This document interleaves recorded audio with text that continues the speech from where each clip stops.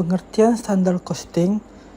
Standar costing atau biaya standar adalah suatu metode akuntansi yang digunakan untuk menetapkan biaya produksi yang diharapkan untuk setiap unit produk atau jasa. Biaya ini ditetapkan sebelum proses produksi dimulai dan menjadi patokan untuk membandingkan dengan biaya aktual yang terjadi setelah produksi selesai.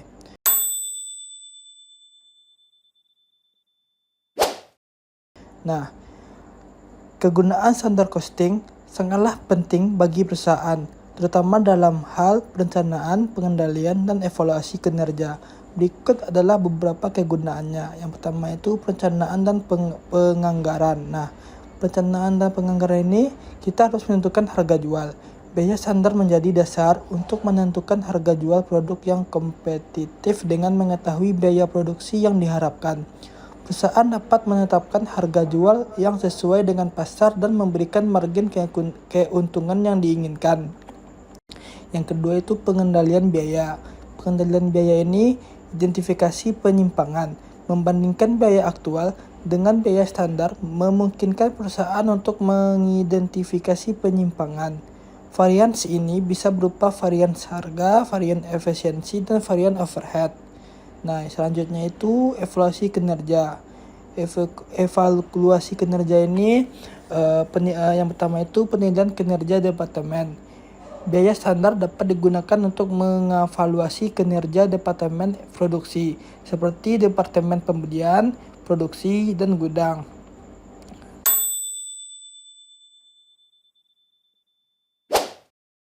Nah, berikutnya itu hubungan antara standar costing dan anggaran dapat dijelaskan sebagai berikut. Yang pertama itu dasar penyusunan anggaran. Dasar penyusunan anggaran itu terbagi dua, yaitu biaya produksi. Standar costing memberikan dasar yang kuat untuk menyusun anggaran biaya produksi. Dengan mengetahui biaya standar per unit, perusahaan dapat memperkirakan total biaya produksi yang dibutuhkan untuk mencapai target produksi tertentu. Yang kedua itu anggaran overhead. Biaya overhead pabrik yang ditetapkan dalam standar costing menjadi dasar untuk menyusun anggaran overhead pabrik secara keseluruhan. Nah, yang tadi itu dasar penyusunan anggaran, dan yang kedua itu alat pengendalian. Nah, alat pengendalian ini yang pertama itu perbandingan. Baik standar costing maupun anggaran digunakan untuk membandingkan kinerja aktual dengan yang telah direncanakan. Dengan demikian, perusahaan dapat mengidentifikasi penyimpangan, varians yang terjadi, dan mencari penyebabnya. Yang ketiga itu evaluasi kinerja. Yang pertama itu tolak ukur. Baik standar costing maupun anggaran berfungsi sebagai tolak ukur untuk mengevaluasi kinerja perusahaan dan masing-masing departemen. Dengan membandingkan hasil aktual dengan target yang telah ditetapkan, perusahaan dapat menilai sejauh mana tujuan yang telah ditetapkan tercapai.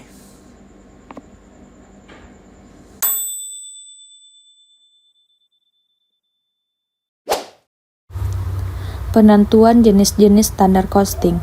Penentuan jenis-jenis standar costing dapat dibagi ke dalam beberapa kategori berdasarkan cara penetapannya. Yang pertama, standar tetap atau fixed standard adalah biaya yang telah ditetapkan dan tidak berubah meskipun ada perubahan dalam tingkat produksi atau aktivitas lainnya. Yang kedua, standar variabel atau variable standar. Standar variabel adalah biaya yang diperkirakan berdasarkan tingkat produksi atau aktivitas yang diprediksi, sehingga biaya yang dapat berubah seiring perubahan volume. Yang ketiga, ada standar ideal atau ideal standar. Standar ideal adalah standar biaya yang ditetapkan berdasarkan kondisi terbaik atau kondisi ideal tanpa adanya pemborosan atau gangguan. Yang keempat, standar praktis atau practical standard. Standar praktis adalah standar biaya yang ditetapkan dengan mempertimbangkan kondisi nyata, termasuk kemungkinan pemborosan atau kesalahan. Yang kelima, standar per unit atau unit standar. Standar per unit adalah menetapkan biaya yang diharapkan untuk setiap unit produk yang diproduksi. Yang keenam, ada standar gabungan atau composite standar. Standar gabungan adalah kombinasi dari berbagai jenis standar untuk menetapkan biaya produksi keseluruhan. Yang ketujuh, standar berdasarkan waktu atau time-based standard. Standar berdasarkan waktu maksudnya menetapkan standar biaya berdasarkan waktu yang dibutuhkan untuk menyelesaikan suatu proses produksi. Yang kedelapan, standar menurut fungsi atau fungsional standar. Standar menurut fungsi berarti standar yang ditetapkan berdasarkan fungsi atau departemen tertentu dalam perusahaan.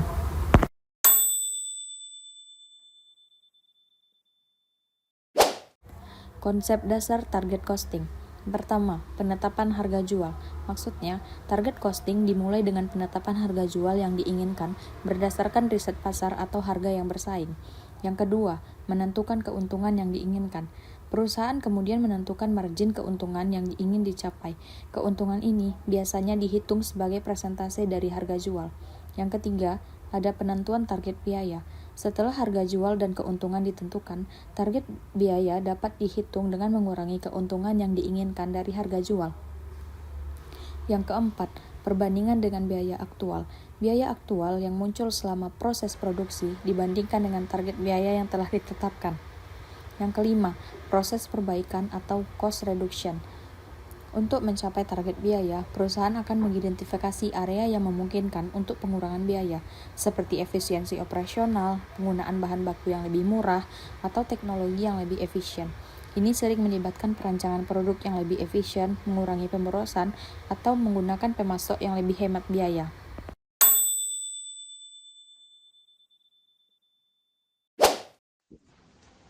Selanjutnya kita masuk ke dalam konsep dasar Kaizen Costing. Konsep dasar Kaizen Costing itu dibedakan dalam beberapa hal. Yang pertama, perbaikan berkelanjutan. Yaitu Kaizen Costing berfokus pada peningkatan kecil dan berkelanjutan dalam operasi dan proses produksi dengan tujuan untuk mengurangi biaya dari waktu ke waktu. Tidak seperti metode pengurangan biaya yang lebih drastis, Kaizen mengedepankan langkah-langkah kecil namun konsisten yang dapat menghasilkan efisiensi biaya secara berkelanjutan. Yang kedua, partisipasi semua karyawan. Kaizen meminta keterlibatan semua level dalam organisasi, dari manajemen hingga operator produksi, untuk berkontribusi dalam mengidentifikasi dan mengimplementasikan perbaikan biaya. Semua orang diharapkan untuk memberikan ide dan solusi agar bisa mengurangi pemborosan serta meningkatkan efisiensi. Yang ketiga, fokus pada pemborosan. Dalam Kaizen Costing, pemborosan atau waste adalah target utama. Hal ini melibatkan pencarian cara-cara untuk mengurangi pemborosan dalam proses, seperti pemborosan bahan baku, pemborosan tenaga kerja, waktu, dan energi. Filosofi ini untuk mencapai zero waste, yaitu tidak adanya pemborosan dalam proses produksi.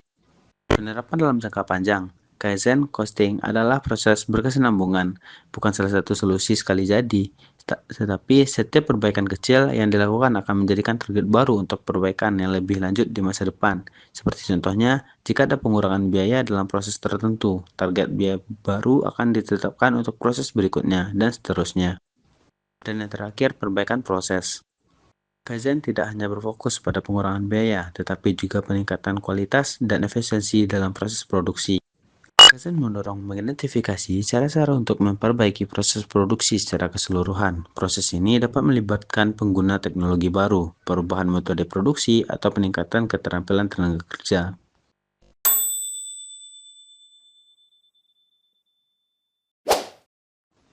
Baik, selanjutnya kita masuk ke dalam perbedaan antara target costing, Kaizen costing, dan standar costing.